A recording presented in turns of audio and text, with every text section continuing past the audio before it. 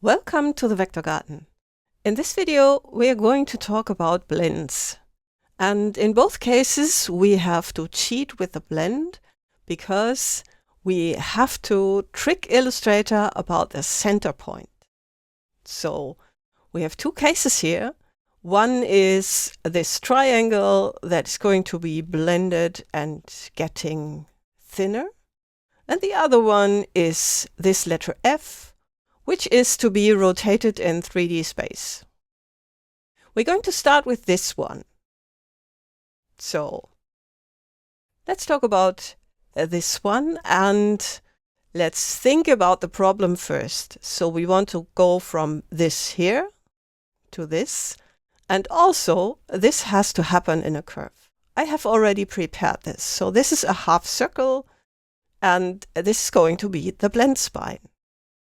And we can do that by creating that blend and then going to the blend spine. So switching from one to the other blend spine, let's do that.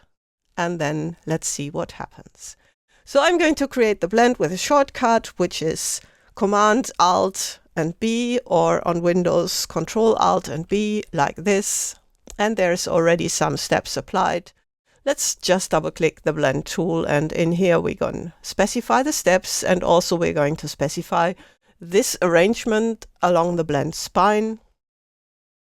And then let's select these two, and then let's go to Object and Blend, replace the spine. And you see, yeah, that seems to work, but we've got this here, and in the center, that doesn't work.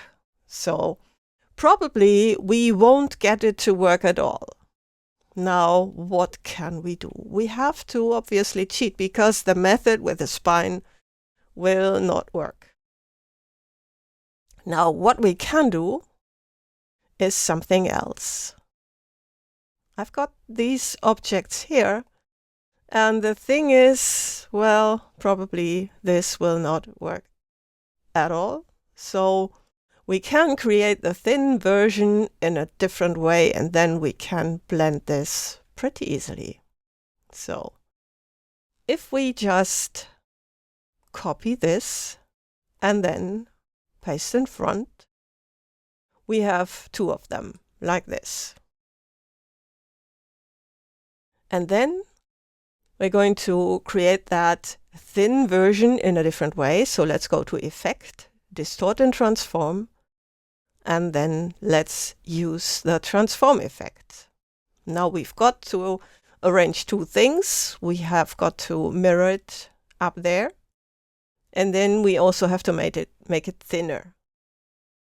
Now we have to put the center up here, and then we could reflect it like this, but this will not allow us to get a rotation.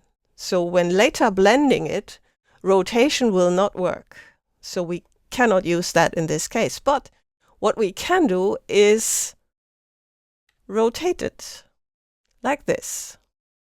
So now it's up there and it has been rotated. So if we later blend from here to there, then we can get a rotation, because when we apply a blend after the effect, then what will be blended is the effect settings.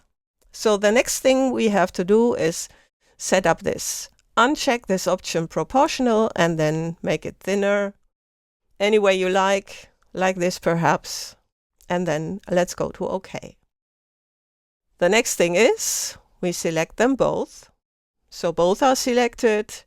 The one that is not rotated and the one that is. And then let's make the blend. So again, the shortcut, Command Alt and B, or Control Alt and B on Windows, like this. It only creates one, so we need to double click, set it to specified steps, and then increase the number. And then you see we've got a precise blend here. So this is precisely at that center point, just what we wanted. So done here. Okay. Next one. We've got this letter. And this letter should be like this. So the first thing is we cannot use this bounding box, so we have to outline the text. Let's create outlines here. And then I'm going to set this to the default graphic style like this. And probably let's go into the preferences and uncheck this use preview bounds thing. So like this. And now we need to get this rotation. Of course, we can use a 3D effect for this. First, I'm going to make a copy. So, and then let's apply the 3D effect. We're going to use the classic one.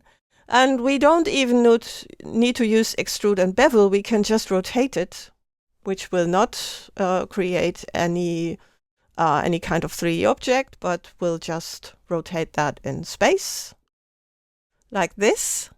And we're going to use this off-axis front, just like this, and then it's okay.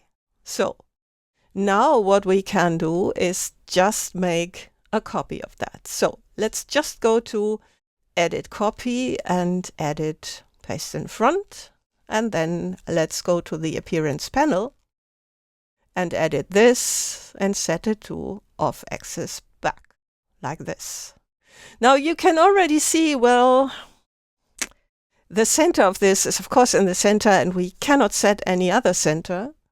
So let's check out what happens when we do it like this. Just select them both, create the blend, and then you see that will not work. So even, let's make the specified steps, and you see, no. It will create the steps, of course it will, but later on we will have to arrange those, which could get pretty tedious, and we don't want to have any more work than absolutely necessary. So our problem again is the center of this. Now, thankfully, that is simple. We have to rotate them in a circle.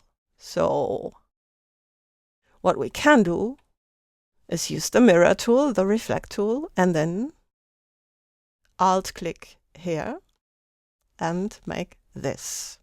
So we already have them both. We have the center, which is also the center of the rotation. And now we can select these two. Let's first ungroup them because outlining the text created that like this. And then let's group them again like this. And then again, let's go to Effect and Rotate. Off-axis front, that's correct. And again, we are going to copy. That was cut. So let's undo that. And let's do copy. And then paste in front. And in here, in the front, we're going to edit this. Set this to off-axis back. Like this. So that's now a full rotation. And then select them both. Create the blend. You see, it has been created. There's also the one that points to the front, but of course, because of stacking order, cannot be shown. So then let's double click the blend tool and then let's go to specified steps and increase the number of steps until you get to the number that you actually want.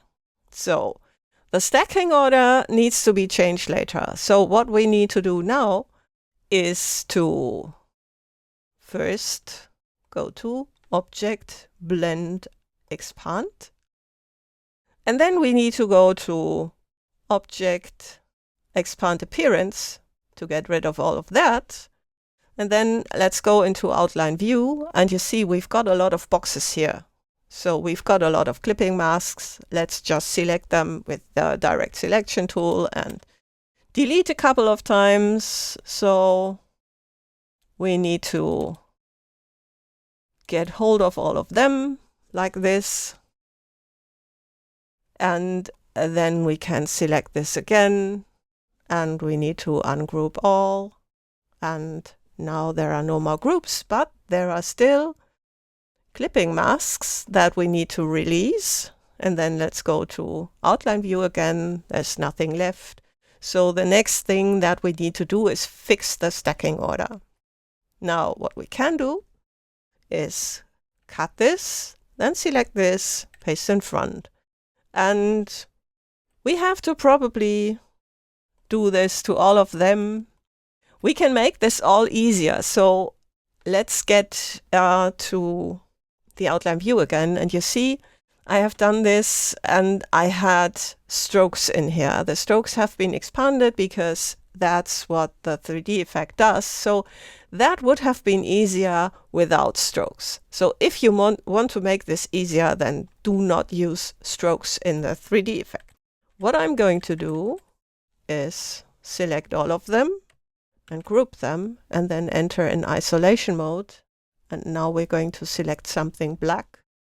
And let's go to select same fill color and get rid of all that black stuff like this.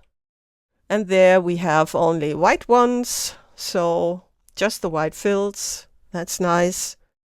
And let's get out of here and out of the isolation mode, and then let's apply this again, and now it's easier to handle. So ungroup this and then cut, paste in front, and now we're going to fix this, cut and paste in front, and also here.